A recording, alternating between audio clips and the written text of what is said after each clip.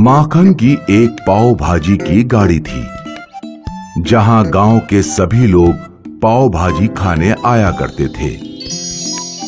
माखन भैया, एक मस्त मक्खन पाव भाजी बना दो। अभी लो भैया। वाह वाह भैया, आपके हाथों में तो जादू है। इतनी स्वादिष्ट पाव भाजी कैसे बना लेते हैं? बस ऊपर वाले की कृपा है। माखन के ग्राहकों को उसकी पाव भाजी बहुत पसंद थी। इस पाव भाजी को बनाने के लिए माखन रोज सवेरे उठकर सब्जी मंडी पहुंच जाया करता था और सबसे अच्छी सब्जियां खरीदता था। फिर वो दूध की डेयरी जाकर मक्खन खरीदता था। इन अच्छी चीजों से बनी हुई पाव भाजी बहुत ही स्वादिष्ट और पौष्टिक थी। माखन अपनी पाव भाजी 30 रुपए में बेचता था और ग्राहक भी इसे बड़े चाव से खाते थे। लेकिन फिर माखन की गाड़ी के बगल में एक वड़ा पाव की गाड़ी खुली। माखन भैया, आपकी पाव भाजी तो बहुत स्वादिष्ट है। ऊपर वाले की कृपा है। अक्सर माखन और गिरधर बातें करते थे। एक दिन की बात है। भैया, आपको उस रात के बाजार के बारे में पता चला क्या, जहां सब्जियां बहुत ही सस्ती मिलती हैं? रात का बाजार? जो सब्जियां दिन भर बच जाती हैं, उसे रात में सस्ते में बेचते हैं। लेकिन वो तो इतनी अच्छी नहीं होंगी ना? अच्छी बुरी से हमें क्या करना है? इससे हमारा मुनाफा ही होगा और ग्राहकों को स्वाद का फर्क भी नहीं समझ आएगा। वो तो ठीक है। चलिए, आज रात को चलते हैं। गिरधर और माखन रात को सब्जियों के बाजार में पहुंचे। वहां माखन ने आधे दामों पर सब्जियां खरीदी।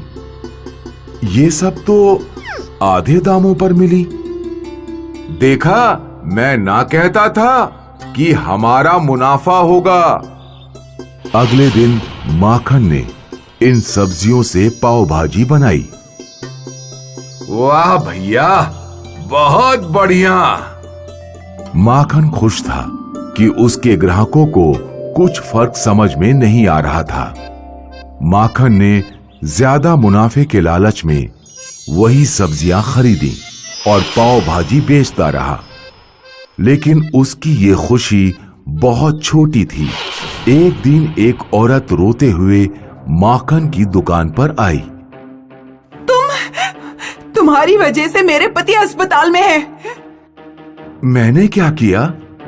क्या किया? वो तुम्हारे ठेले से रोज पाव भाजी खाते थे। तो उन्हें फूड पॉइजनिंग हुई और डॉक्टर बोल रहे हैं कि पाव भाजी की वजह से हुआ है। नहीं, ऐसा नहीं है।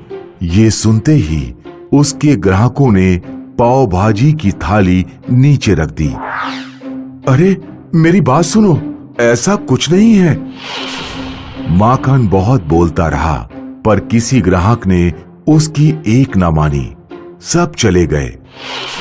उसके बाद गांव का कोई भी व्यक्ति माखन की पाव भाजी नहीं खाता था।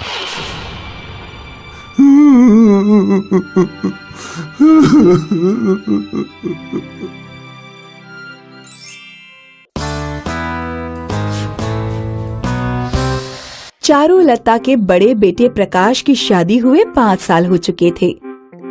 अब उसने अपने छोटे बेटे अरुण की शादी गुंजन से करवा दी। शादी के बाद गुंजन देवनारी बनकर ससुराल आई और मंजुला उसकी जेठानी बन गई। मंजुला बहुत मनमौजी थी। वो अपनी देवरानी के सरल स्वभाव का फायदा उठाकर उससे सारे काम करवाने लगी और खुद मनमर्जी करने लगी। गुंजन, मेरी सहेली ना बहुत बीमार है, मैं उससे मिलने जा रही हूँ। घर का काम तुम कर लेना। ठीक है भाभी, आप चिंता मत कीजिए, मैं सारा काम संभाल लूंगी। मंजुला रोज बहाने बनाकर अपनी सहेली के घर जाने लगी, जहाँ पर वो सहेलियों के साथ बैठकर जुआ खेलने लगी। ये मेरी 200 की बाजी।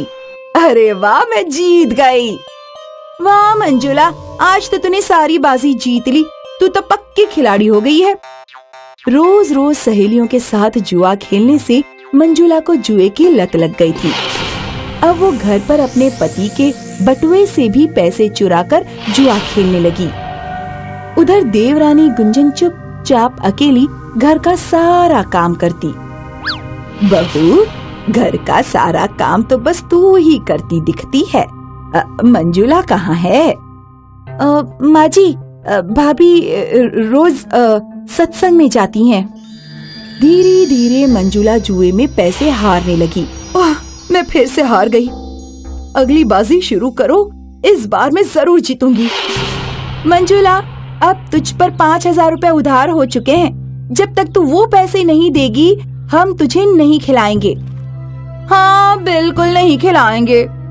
सहेलियों की बातों से मंजुला परेशान हो गई। जब तक वो पैसे नहीं देगी, कोई उसके साथ नहीं खेलेगा।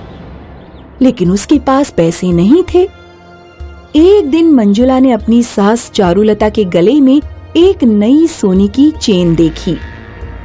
अगर मैं मौजी की ये चेन चुरा लूं, तो इसे गिरवी रखकर कम से कम 10-15 बाजी खेल सकती हूँ और फिर पैसे जीतकर ये चेन छुड़ा लूंगी। हाँ, ये सही तरीका है। उसी रात को चारुलता के सोते ही मंजुला ने अपनी सास के गले से चेन उतार ली और अगले दिन फिर बहाना बनाकर अपनी सहेली के घर चली गई। गुंजन, अगर माजी पूछे तो उनसे कहना अब मैं सत्संग में गई हूँ। मंजुला ने सहेली के घर सास की सोने की चेन गिरवी रखकर फिर से जुआ खेलना शुरू किया और बहुत सारी बाजी खेलने के बाद भी वो कुछ नहीं जीत पाई। हे भगवान, मैं ये सोने की चेन भी हार गई। अब मैं क्या करूं? मंजुला, तेरी ये सोने की चेन अब मेरी हो गई। अगर तुझे और खेलना है तो और पैसे लाने पड़ेंगे। मंजुला अब असमंजस में पड़ गई। अब वो पैसे कहाँ से लाएगी? उधर घर पर चारुलता को अपने गले में सोने की चेन गायब दिखी तो उसने सबको इकट्ठा कर लिया और रोने लगी। ओह, मेरी सोने की चेन कहाँ गुम गई? कल तक तो मेरे गले में थी। माँ जी, चेन मिल जाएगी, आप चिंता मत कीजिए। इधर मंजुला की जुए की लत उसे परेशान कर रही थी। एक बार कहीं से पैसे मिल जाए तो मैं फिर से पत्ते खेल सकूंगी। मंजुला ने इस बार अपनी सास चारुलता की तिजोरी से पैसे चुराने का मन बनाया। तिजोरी की चाबी माजी ने गुंजन को दी है। अगर मैं वो चाबी चुराकर पैसे निकाल लूं, तो कोई मुझ पर शक नहीं करेगा। मंजुला ने रात को गुंजन के कमरे से तिजोरी की चाबी चुराकर उसमें से पैसे चुरा लिए। लेकिन इस बार उसको गुंजन ने पकड़ लिया। भाभी, आप तिजोरी में से पैसे चुरा रही है? तभी वहाँ चारुलता आ गई। सास को सामने देख मंजुला ने सारा इल्जाम गुंजन पर लगा दिया। देखिए माँ जी, आपकी छोटी बहू चोर है। वो आपकी तिजोरी से पैसे चुरा रही थी। सोने की चेन भी इसी ने चुराई होगी। चारुलता को गुंजन पर बहुत गुस्सा आया और उसने गुंजन को माता पिता के घर भेज दिया। दुखी गुंजन बिना कुछ बोले चली गई। कुछ दिन बीत गए, लेकिन मंजुला की जुआ खेलने की तलब बढ़ती गई। गुंजन चली गई, अब मैं सहेली के घर कैसे जा पाऊंगी?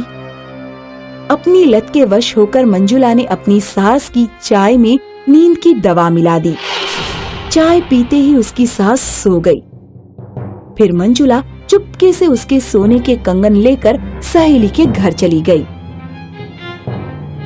अरे वाह मंजुला, इस बार कंगन लाई है, मान गए। मंजुला ने फिर से खेलना शुरू किया। उसने पहली बाजी में जैसे ही कंगन दांव पर लगाए, उसकी सास और देवरानी गुंजन वहां आ गए। माँ जी, गुंजन, आप दोनों? चारुलता ने मंजुला को रंगे हाथों पकड़ लिया और उसकी जुए की लत को सबके सामने उजागर कर दिया। मंजुला बहू, मुझे तुम पर बहुत दिनों से शक था, लेकिन जब तुमने छोटी बहू पर इल्जाम लगाया तो मेरा शक यकीन में बदल गया। भाभी, आपने सत्संग के नाम पर झूठ बोला और घर में चोरी करके सबका दिल दुखाया है।